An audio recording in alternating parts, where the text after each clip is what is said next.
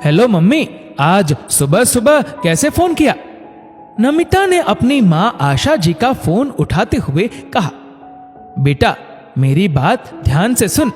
तेरे चाचा चाची उनकी बेटी प्राची की शादी की शॉपिंग करने तेरे शहर ही आ रहे हैं। कल तेरे चाचा जी घर आए थे, कह रहे थे 2 दिन नमिता के घर ही रुक जाएंगे। मैं कुछ बोलती इससे पहले ही तेरे पापा बोल पड़े, हाँ हाँ हो आओ, नमिता अच्छे से शॉपिंग करवा देगी। देख बेटा, तेरे चाचा चाची को ज्यादा मुंह मत लगाना। फोन आए तो कुछ भी बहाना करके घर आने से मना कर देना। कह देना तुम लोग शहर में ही नहीं हो, कोई जरूरत नहीं है ऐसे लोगों की मदद करने की। याद है ना उन लोगों ने कैसा बर्ताव किया था, या भूल गई? बड़े ही स्वार्थी लोग हैं। आशा जी बोली, मम्मी अब पुरानी बातें छोड़ो और आगे बढ़ो। आप चिंता ना करो, मैं सब संभालूंगी। नमिता बोली, तू भी तेरे पापा जैसी है, बस सबका भला करने का ठेका ले रखा है। आशा जी ने गुस्से में कहा और फोन रख दिया। इधर नमिता अतीत की यादों में पहुंच गई। नमिता के पापा 2 भाई थे, दोनों एक ही शहर में थोड़ी सी ही दूरी पर रहते थे। नमिता के मम्मी पापा बड़े भाई भाभी होने का हर फर्ज निभाते। कोई भी त्योहार हो या माता पिता का श्राद्ध, छोटे भाई रतन के परिवार को खाने पर जरूर बुलाते। लेकिन रतन की पत्नी मधु काम से काम रखती। एक बार नमिता जब 12वीं क्लास में थी, उसके नाना जी का देहांत हो गया। ऐसे समय नमिता के मम्मी पापा को वहां जाना जरूरी था, पर समस्या ये थी कि नमिता के बोर्ड एग्जाम्स भी तभी थे। बेटी को अकेले छोड़ भी नहीं सकते थे, इसलिए उन्होंने नमिता के चाचा चाची से फोन पर नमिता को कुछ दिन अपने घर पर रखने को कहा। अरे भाभी, बच्ची को पास रख तो लेते, पर मधु को भी उसके मायके जाना होगा, उसकी माँ की तबीयत ठीक नहीं है। रतन जी हिचकिचाते हुए बोले, अच्छा हुआ आपने मेरे कहने पर बहाना बना दिया, नहीं तो नमिता के कारण मेरा काम बढ़ जाता। अपने बच्चे देखो या अपनी जेठानी के, ना बाबा ना, मुझसे ना हो पाता। नमिता के चाचा चाची इस बात से अनजान थे कि फोन डिस्कनेक्ट नहीं हुआ था। नमिता की मम्मी ने सब सुन लिया था।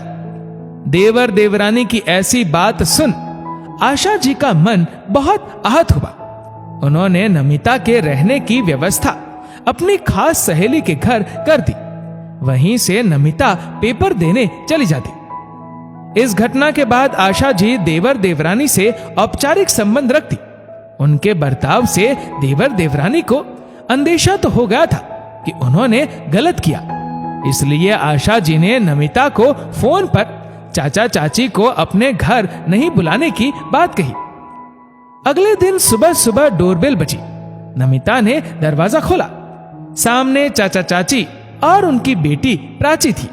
चाचा जी की माली हालत कुछ खास अच्छी नहीं थी, क्योंकि उनका बिजनेस घाटे में चल रहा था। ऊपर से बेटी की शादी का खर्चा, होटल का खर्च बचाने वे लोग नमिता के घर रुकने आए थे। अरे बेटा, बुरा मत मानना, बिना खबर किए आ गए, चाचा जी बोले। अरे कोई बात नहीं चाचा जी, अपना ही घर है, आइए अंदर आइए।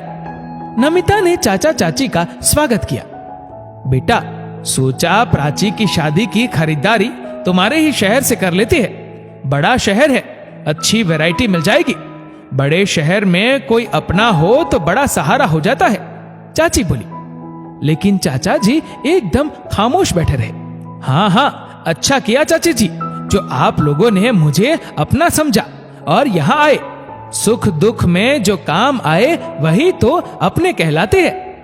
नमिता की बात सुनकर चाची नजरें चुराने लगी। आप लोग फ्रेश हो जाइए, मैं चाय नाश्ता लगाती हूँ। किसी भी चीज की जरूरत हो तो आप लोग बेझिझक मुझसे कह सकते हैं। 3 दिनों में नमिता ने चाचा चाची के साथ जाकर प्राची की पसंद की लगभग सारी खरीदारी करवा दी।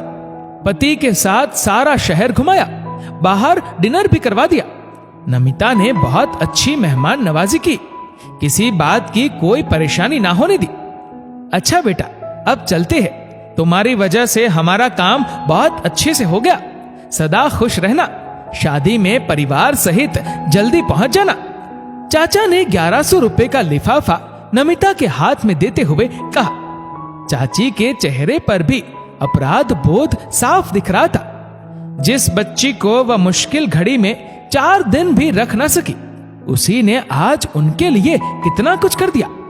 बेटा, पुरानी बातें भूलकर अपना घर समझकर आती रहना, चाची ने हिम्मत करके कहा। नमिता ने बड़ी सी मुस्कान के साथ उन्हें विदा किया। दोस्तों, अगर हमारे बुरे बर्ताव के सामने कोई सब कुछ भुलाकर अच्छा व्यवहार करे तो हमें अपने अपराध का बोध हो ही जाता है, जो अपनी ही नजरों में गिराने के लिए काफी होता है। इसलिए हमें व्यवहार करते समय एक बार जरूर सोचना चाहिए कि वक्त पलटता जरूर है। इस वीडियो को लेकर आपकी क्या राय है, नीचे कमेंट करके जरूर बताएगा। और अगर आपको वीडियो अच्छा लगा हो तो इस वीडियो को लाइक करेगा, शेयर करेगा ज्यादा से ज्यादा लोगों तक। और ऐसी और भी इंस्पिरेशनल वीडियोस के लिए सब्सक्राइब करें हमारे यूट्यूब चैनल को और फेसबुक पर फॉलो करें हमारे पेज को। धन्यवाद।